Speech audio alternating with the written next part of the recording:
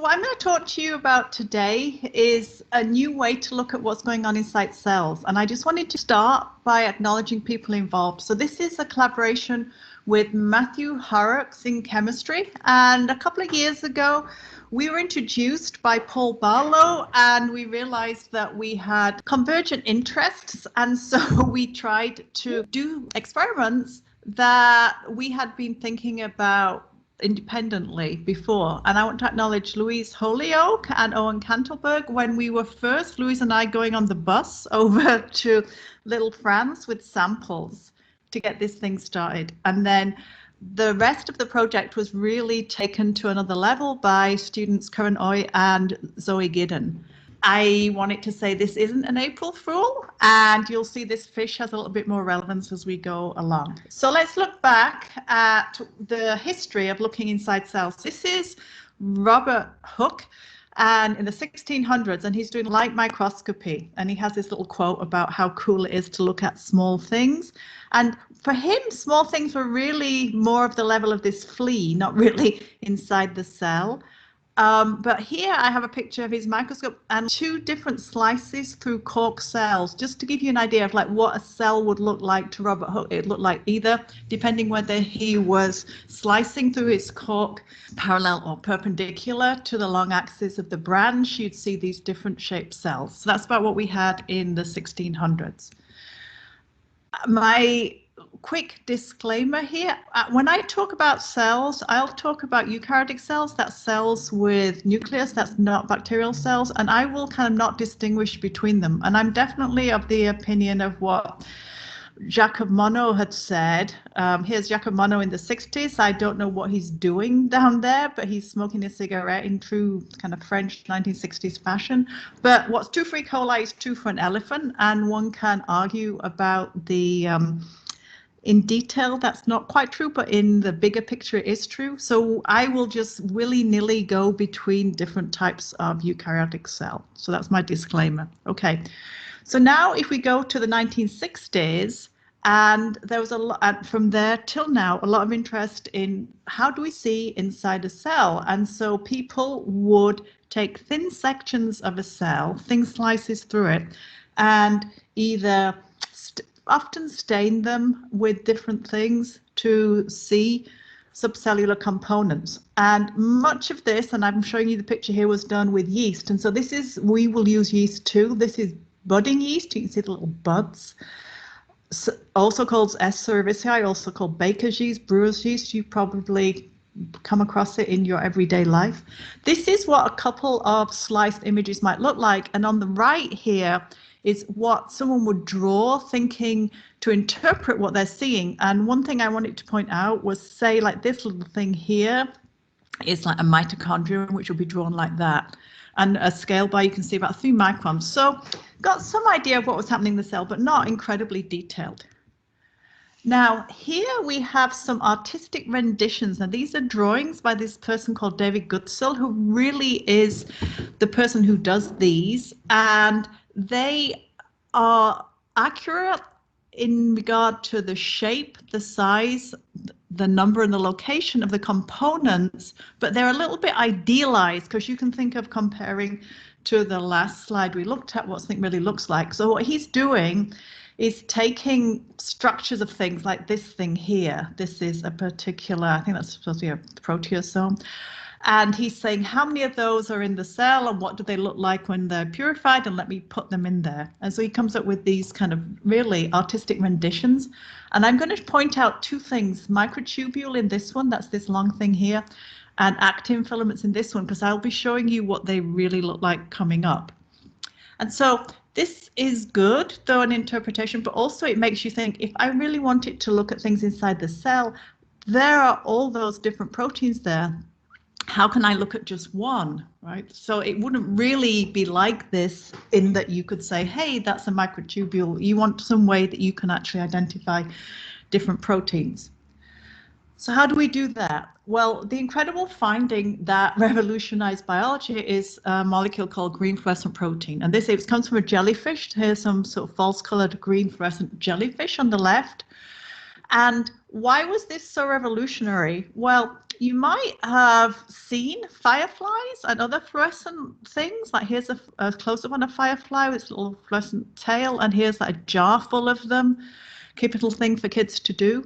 The difference between this sort of fluorescence in GFP and the firefly is that the firefly fluorescence is an enzymatic reaction. It needs a chemical, it gets converted, whereas green fluorescent protein, all you have to do is make the protein, and it kind of folds up, rearranges its side chains and makes the fluorescence. So this was just intrinsically different and very useful. And what that allowed you to do, I'm showing here, it allowed you to take the gene that is responsible for the fluorescence, the green fluorescent protein gene, and put it in bacteria. You see here a plate, and in just purify the protein. And I, in my office, have a little tube of it just that I keep because it fluoresces. And the idea that this would be a marker for anything when a gene was active or where a protein was came from Martin Chalfie's lab, and apparently this was a rotation project. So in the early 90s,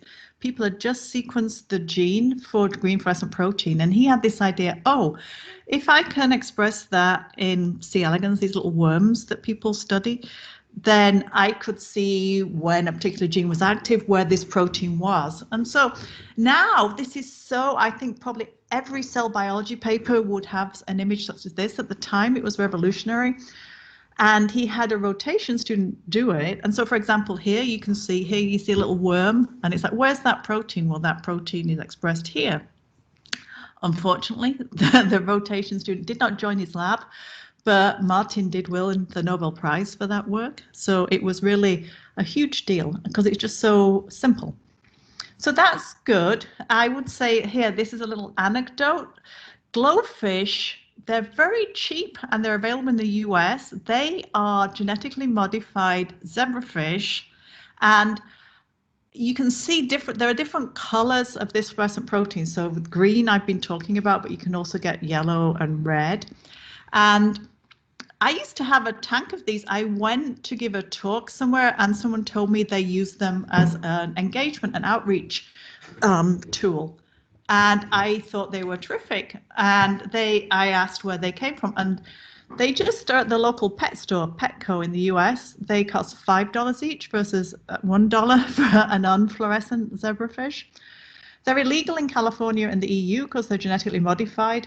And I liked this little quote from Tetrafish blog saying that it's illegal to breed them, but you cannot fully control, the sexual appetites of fish. But anyway, so it was very, very widespread to use these, and you can use them in these kind of like, well, I don't know if I'd like to call them trivial, but, somewhat trivial ways, but also to see a protein. So now I'm showing you some images in a cell of different proteins, and I have just some particular ones I've highlighted here. I want to just show you C. So remember, I've got the little picture at the right here. Remember actin? It's this thing here. These are actin filaments. And now in C, we're seeing what that looks like.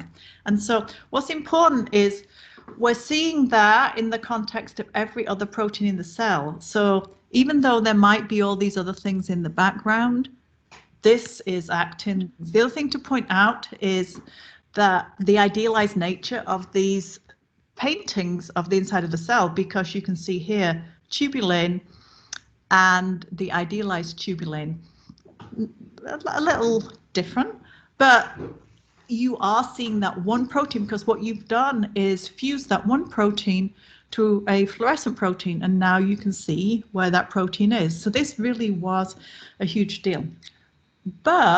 And you can see a subcellular structure made by a protein. You're not seeing individual proteins, and you're assuming the fusion doesn't perturb function, which is a whole thing in itself, right? How can you see something and know that you're not perturbing how it usually behaves? And there are all sorts of experiments people do to control. I'll get back to that. So why can't we see individual proteins? We can't see them because they're too close together. So if you look here, this is quite a nice little picture. If you had to look at the bottom here, if you had two fluorophores that are a certain distance apart, you could see them separately. This is kind of like the intensity of their fluorescence. If they get closer together, then you can reach a point where they're so close you can't see them as individual spots. And so if you look here at my figure, here's a picture where we've got something that's really made up of individual molecules that I'm showing on the left. But if you looked at that under the kind of fluorescent imaging that I'm showing you, you would just see this kind of blurred, all overlapping fluorescence. And so in 2014, the Nobel Prize was given to people who kind of figured out a very clever way to overcome this limitation. And so how this works, and I kind of acknowledging the cartoon in this place because I took it from there. So in conventional microscopy, you'd see something, say you have this crescent shape. It would just look like a big glowing blob because everything would be too close together to see things.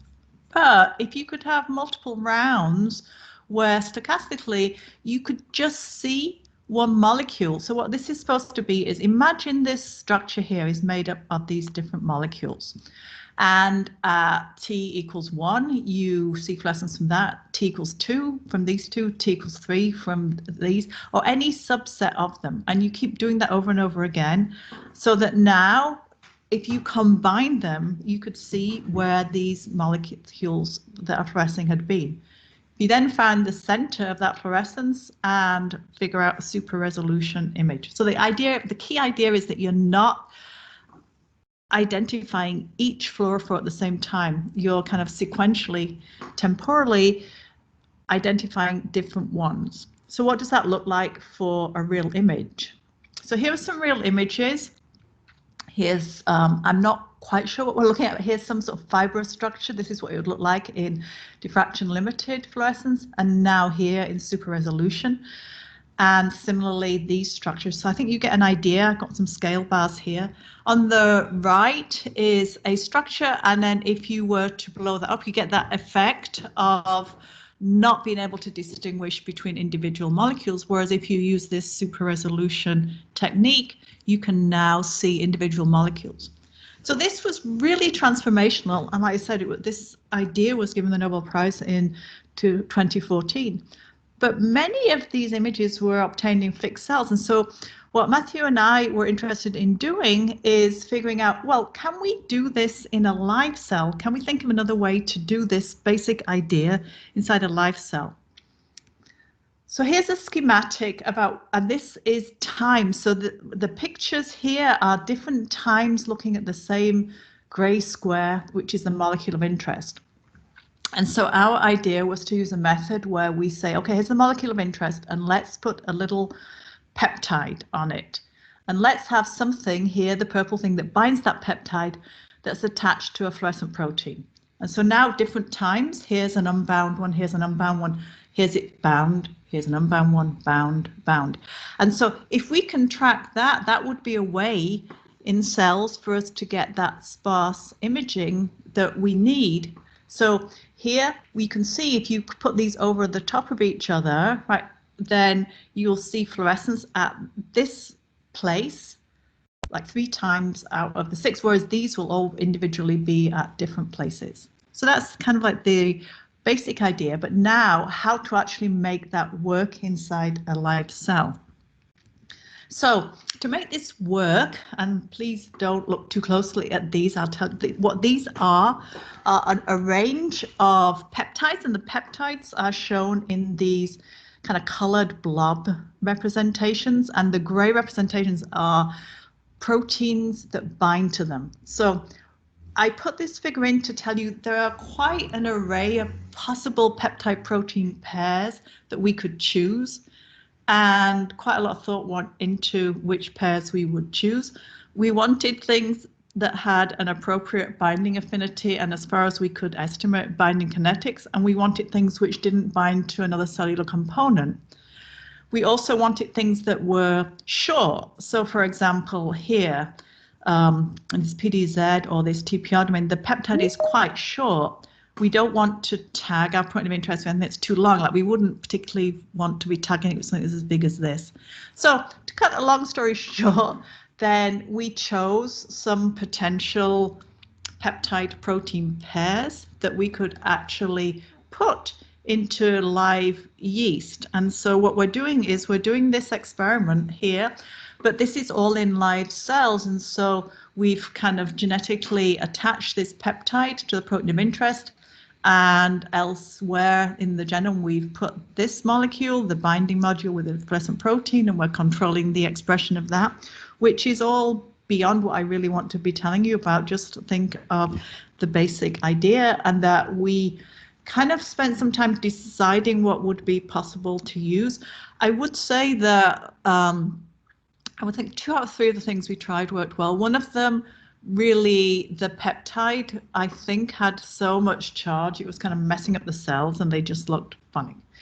But basically, this is what we're doing. We're choosing a peptide protein pair that will give us this effect of binding, unbinding. And what we just chose after choosing those pairs, we said, well, what do we want to look at? And we wanted a very distinctive structure. And here, this is like a stock image of budding yeast that I showed you in the beginning. And this part of the yeast here, where the arrow is, this is called the septum, where the bud is.